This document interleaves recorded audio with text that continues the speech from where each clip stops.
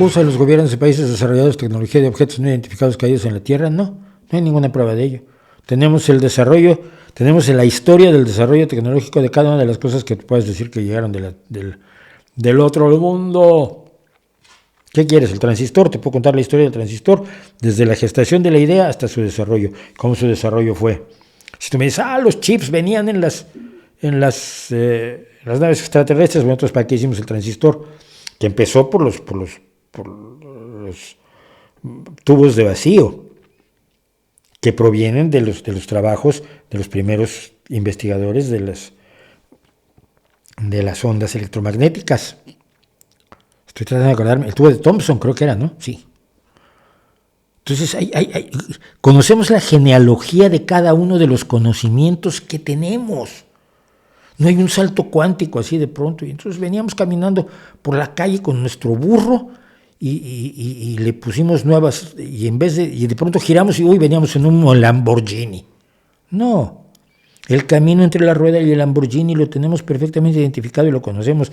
El camino entre las ecuaciones de Maxwell y las transmisiones de televisión, de cómo se hizo la televisión, primero mecánica, luego electrónica, de la tecnología de vuelo a partir de los intentos de volar durante el siglo XVIII, XIX, desde el avión de Leonardo hasta llegar a los hermanos Wright, y luego cómo se va desarrollando. Todo eso lo conocemos a la perfección, sabemos quién lo hizo, sabemos cuándo lo hizo, sabemos dónde lo hizo, sabemos en qué universidad o en qué instituto de investigación lo hizo.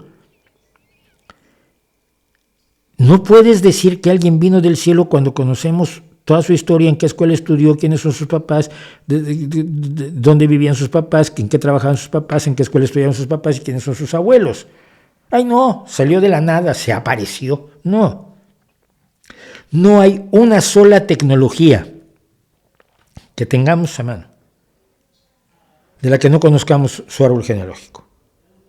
Tecnologías desconocidas, pues no las hemos visto en acción. Lo cual haría muy estúpidos a los gobiernos. Si tienes una tecnología extraterrestre que puede permitirte finalmente lograr los triunfos bélicos o económicos o sociológicos que te planteabas, si no la estás usando, eres idiota.